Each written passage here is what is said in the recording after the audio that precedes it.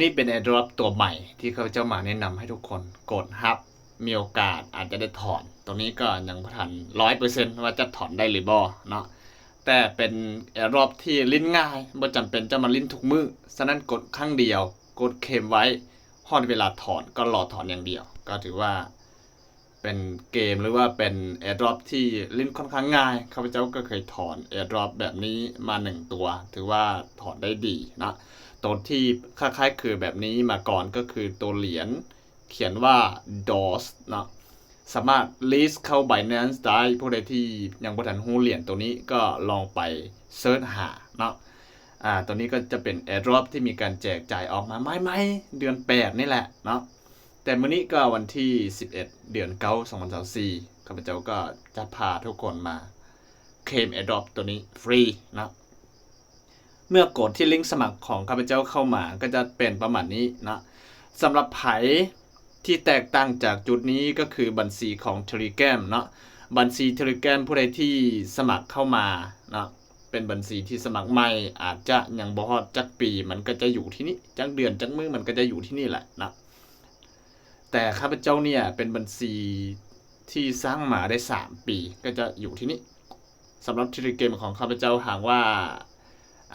นับตั้งแต่สมัครครั้งแรกนะเพราะว่าเป็นเบอร์ใหม่เรื่อยๆนะก็น่าเป็นเบอร์เก่าที่เคยใช้งานมาก็ตั้งแต่ปี2016ก็ใกล้ๆ10ปีนะ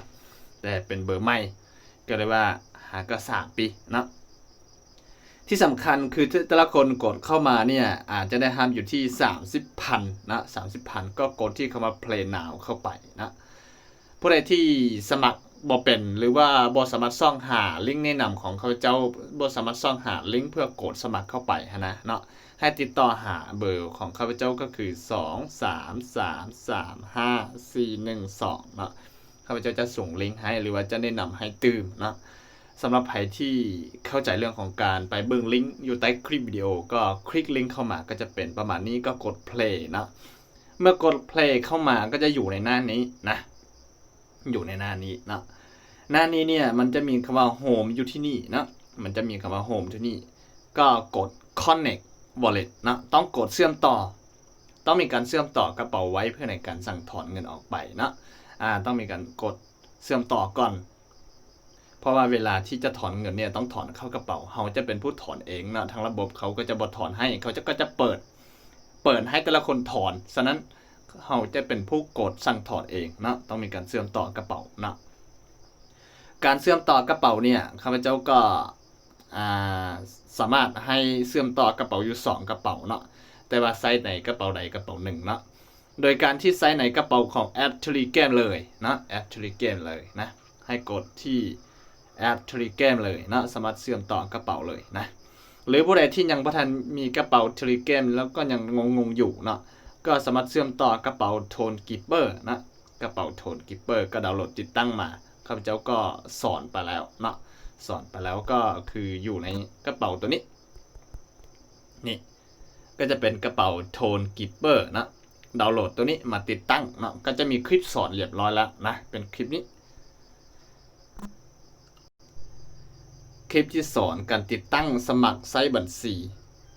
นะเป็น Tone Keeper คือคลิปนี้นะต้องเบิ่งให้จบนะเพราะว่ากระเป๋าตัวนี้เนี่ยมันบ่มีอีหยังใดนะมันบ่มีอีเมลบ่มีเบอร์โทรที่จะเชื่อมต่อนะมีแต่24คำศัพท์ต้องเอา24คำศัพท์ตัวนั้นไปเก็บไว้เพื่อในการเข้าระบบแต่ละครั้งเนาะต้องเบิ่งให้หมดนะคือผู้ใดที่ยังบ่ทันเข้าใจเนี่ยต้องเบิ่งให้แล้วหั่นแหละนะเพราะว่าตัวนี้เนี่ยคันถ้าว่าออกจากระบบแล้วบ่มี24คำศัพท์มันจะเข้าบ่ได้เนาะแต่ว่าผู้ใดที่สมัครเข้าไปแล้วยังบ่มี24คำศัพท์นะเนาะต้องหาให้ได้เนาะหรือว่าต้องเบิ่งคลิปตัวนี้ให้จบจึงจะเข้าใจวิธีการสร้างกระเป๋าตัวนี้หากว่าเบิ่งคลิปนี้จบใช้เวลาเพียงแต่10นาทีถือว่าสำเร็จแล้วก็รู้วิธีการสร้างแล้วก็วิธีการใช้งานได้เลยนะเมื่อเชื่อมต่อกระเป๋าเรียบร้อยเนาะก็จะเป็นประมาณนี้นะก็คลิกเข้าไปก็จะเป็นประมาณนี้ก็กดที่คำว่า connect เข้าไปนะกดที่คำว่า connect เข้าไปเมื่อ connect เข้าไปเรียบร้อยก็จะเห็นเลขที่กระเป๋าของเราอยู่ที่นี่นะแล้วก็จะเห็นเงินที่เราเคลมนำมาก็จะอยู่ประมาณนี้นะนี่คือตัวที่เรากดเข้ามาเรียบร้อยนะหลังจากเข้ามาเรียบร้อยเนี่ยก็ให้มาที่ตัวนี้เลยนะ มาที่ตัวนี้เลยนะมาที่นี่ก็มากดคำว่า start แบบนี้เนาะกด start เข้าไปนะกด start แล้วก็ไปกดติดตามไปเข้านี้เข้านั้นแหละหลังจากนั้นก็มากดคำว่า claim นะจนเห็นคำว่า complete แบบนี้จึงถือว่ากดผ่านนะจึงถือว่ากดผ่านกดได้นะคันถ้าว่ายังบ่มีคำว่าcomplete ก็ถือว่ายังบ่ผ่านนะก็ถือว่ายังบ่ผ่านฉะนั้นเวลาเฮากดได้เนี่ยเงินของเฮาก็จะอยู่นี่นะก็มีแต่รอมื้อที่จะถอนออกไปนะรอมื้อที่จะถอนออกไปหากว่าเขาเปิดถอนเฮาก็จะถอนออกไปได้เนาะตอนนี้เขาก็ยังบ่ทันเปิดถอนนะหลังจากที่เฮาเคยใช้งานไปก่อนนะเมื่อกดเข้ามาก็จะเห็นประมาณนี้ก็ให้กดที่คำว่า play เด้อนะกดคำว่า play เข้าไปมันจึงจะเข้าไปในระบบของการเคลมเหรียญหรือว่าเข้าไปในระบบบัญชีของเฮาที่เฮาเคยเคลมเหรียญไว้นะก็จะเป็นประมาณนี้ข้าพเจ้าเนี่ยก็มีการเคลมไว้อยู่ที่ 200,000 กว่าเนาะ 200,000 กว่าเหรียญก็ยังบ่ทันแน่ใจว่าตัวนี้ออกมาราคาเท่าไหร่เนาะออกมาในราคาเท่าไหร่เนาะให้แต่ละคนมากดเบิ่งแต่ละอันเนาะหากว่าเคลมยังบ่ได้เนาะ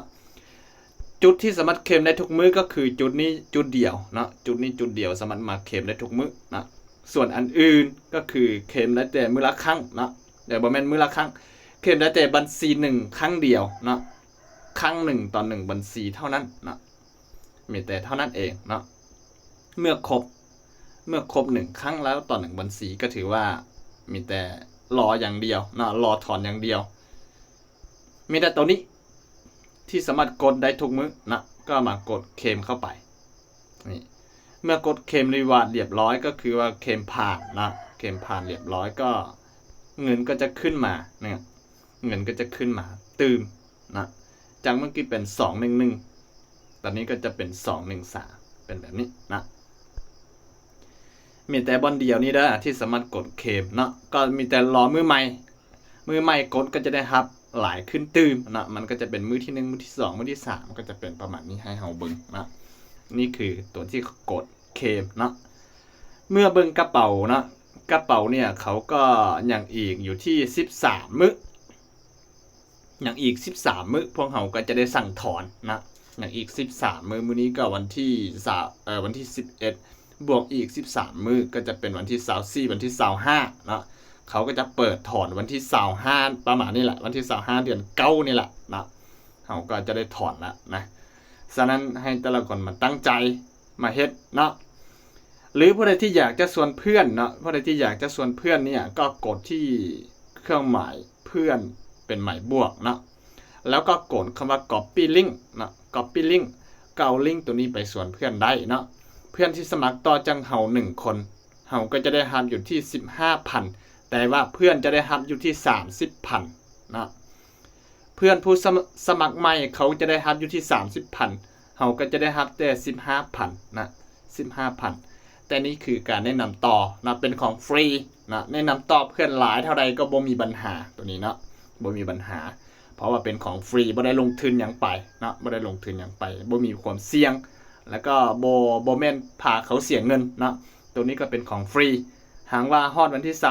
26ถอนได้จริงก็ถอนเอาไปขายได้เงินนะผู้ใดบ่อยากสมัครก็บ่มีปัญหาบ่เป็นหยังเพราะเป็นของฟรีนะมีแต่แนะนำต่อให้ซื่อๆนะสำหรับตัวนี้ก็จะเป็นตัวที่เป็นอันดับ1 2 3ของเขานะอันดับ1 2 3ของเขาข้าพเจ้าก็หาก็มาลิ้นใหม่ก็ยังบ่ทันแน่ใจว่าเขา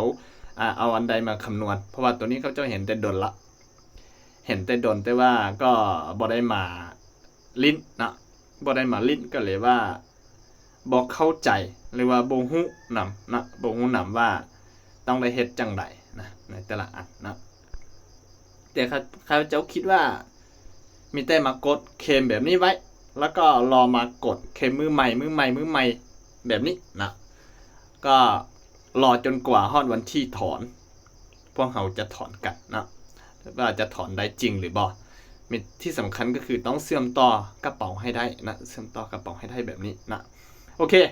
เอาเป็นว่าผู้ใดที่ยังอันใดข้องขาใจนะสามารถสอบถามมาที่ WhatsApp เบอร์ 233354412เป็นเบอร์ WhatsApp ของเราเจ้าสอบถามกันมาได้หรือว่ามีอันใดแนะนำก็สามารถแนะนำมาที่เบอร์นี้ได้เลยนะ แล้วค่อยพบกันใหม่ในคลิปต่อไปสำหรับในคลิปนี้ข้าพเจ้าหวังว่าเอาairdropฟรีแบบนี้มาให้ทุกคนก็อย่าลืมกดติดตามด้วยนะขอขอบใจ